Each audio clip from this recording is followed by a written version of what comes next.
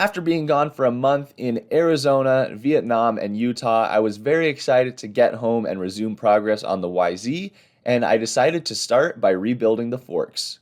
I first removed the fork guards, and then I wanted to strip all of the decals off of the fork tubes. To get all of these decals removed, I started with a heat gun to loosen them up a little bit, and then used a razor blade for the majority, along with a prime eraser wheel, which helped get some of that residue off, and then I finished off using Decal Works Step 1, which helps break up all the rest of that glue residue.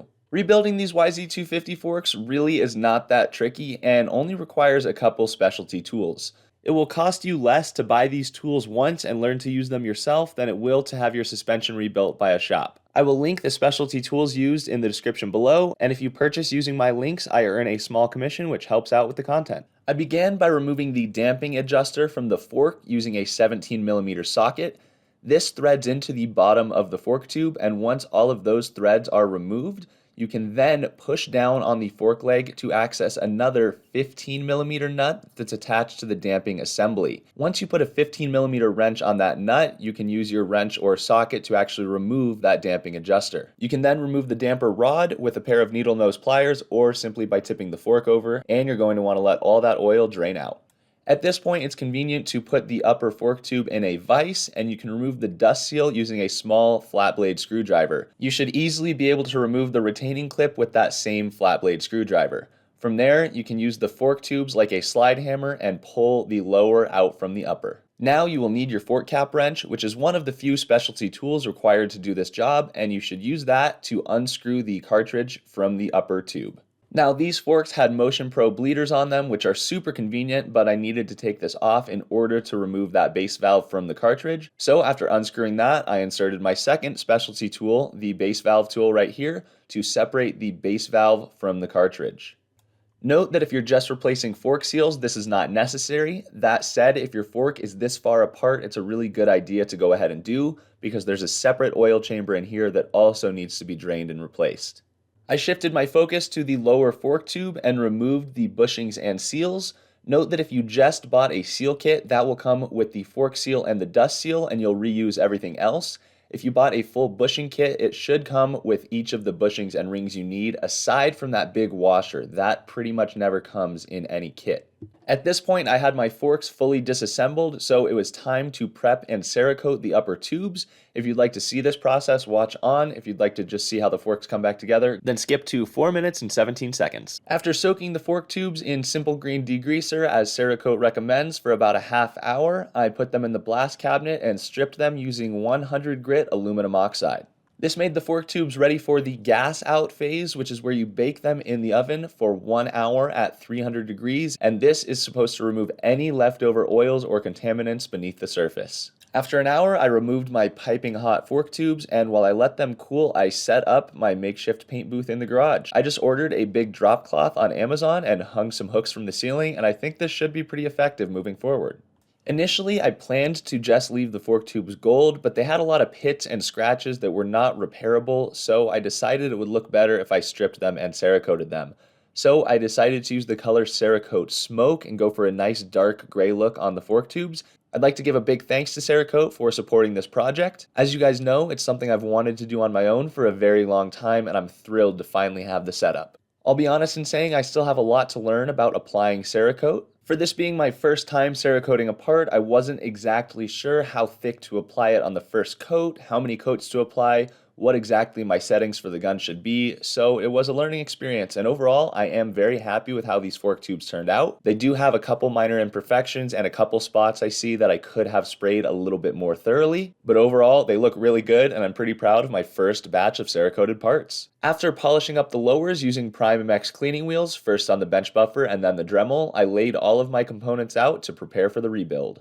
I'd like to give a big thank you to ProX for supplying the fork seals as well as bushing kit for this fork rebuild. ProX offers high quality aftermarket parts and rebuild kits that you can find on your favorite motorsports store. I replaced all of the O-rings on the base valve because the ProX bushing kit came with all new O-rings. From here, I filled the cartridge with 195 milliliters of 5-weight fork oil. Yamaha wants you to use their Yamaha S1 fork oil, which I believe is technically a 0-weight, but talking to the guys at my local shop and doing research online, I believe 5-weight should work just fine. From there, I compressed and extended the damper rod slowly about 10 times to bleed any air out of the system. Do not do this quickly or the fork oil will come shooting out of the top of the cartridge right into your face. So I've been told. You can then reinstall the base valve into the cartridge. Do this carefully. It will require a little bit of pressure and some fork oil will also come out. As you push the base valve into the cartridge, the damper rod should extend fully. If this does not happen, you may need to bleed some more air out of the system. If the damper rod is fully extended, you can go ahead and tighten the base valve. You'll then want to pump the damper rod a handful more times to ensure smooth operation and make sure that it releases back down on its own.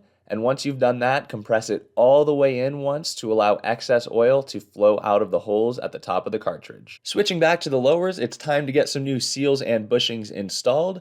I'm going to apply some Racetech suspension grease to the inside of the dust seal and fork seal. This is one of very few times that I actually use a specialty grease instead of my all-purpose grease. When you install the new dust seals and fork seals, you're going to want to use a seal bullet to prevent cutting the seals on the lip where the bushing sits. Seal bullets are very, very cheap, but if you don't have one or don't want to buy one for some reason, you can do this with a plastic sandwich bag. You would put it over the end of the fork tube and slide the seal over in a similar fashion. Make sure that you orient the seals in the correct direction. The side of the seal that has a metal ring on it will be facing down. The order of operations is dust seal, retaining clip, fork seal, washer, and then the two bushings. Now you can slide the upper fork tube back onto the lower and just be sure that none of the bushings catch or snag on the tube and everything slides smoothly. It is now time to drive the fork seal into the upper tube. If you do this often, I would recommend buying a fork seal driver. If you do not do it often, you can go ahead and just use electrical tape. All you have to do is wrap the electrical tape around the lower tube and then use that like a slide hammer and it will drive the seal in, no problem. The retaining ring should install with no issue at all, just make sure that it seats in the groove properly. If it doesn't, you might not have the seal driven far enough in. Slide the dust seal into the upper fork tube either with your hands or by using the bottom tube as a slide hammer. Now it's time to button it all back together. You can slide the collar and spring back onto the damper assembly and then slide that entire assembly into the fork tube. If you are using a Pro X bushing kit, it will come with an O-ring and washer for the damping adjuster. I went ahead and replaced those before reinstalling the damping adjuster into the bottom of the fork leg. Do not forget to install your damper rod like I did the first time around. Apologies for the poor camera angle here, but reinstallation is just the opposite of how you removed it. You can compress the fork leg in order to expose those threads and hand tighten the damping adjuster a bit. From there, compress the fork leg until you expose that 15mm nut. Hold it in place with a wrench and tighten the damping adjuster using a 17mm. Once the damping adjuster is tight on the damper assembly, you can release that 15mm and thread that damping adjuster into the bottom of the fork. From here, there's only one step left, and that is adding 340 milliliters of fork oil into the fork tube. This fluid level can vary slightly depending on what characteristics you're looking for out of the forks. Helpful tip, pour the oil directly onto the inner cartridge to avoid spilling any. Use your fork cap tool to tighten the fork cap and set your compression back to where you like it. Reinstall the bleeder valve if you removed it, and then repeat the same process for fork number 2. A big thank you to Fast Metric for providing all new body bolts for this build. They come in individual packages, neatly labeled and shiny as ever. And boom, there you have it. Rebuilding YZ250 forks, in this case YZ300 forks, made easy. Here's a little sneak peek of what's coming in the next video. Don't forget, when this bike is finished, one of you will be taking it home. Right now, there are less than 70 entries total, so your odds of winning are insanely high. As soon as the next video is posted, you'll be able to click that on screen. The other video on screen is the recap of my Vietnam trip. It was an absolutely mind-blowing experience that exceeded my expectations in every way. I'm very proud of the recap video. I think it's one of the best videos I've ever made. So if you have 10 more minutes, I would really appreciate it if you check that video out, and I'll talk to you guys soon.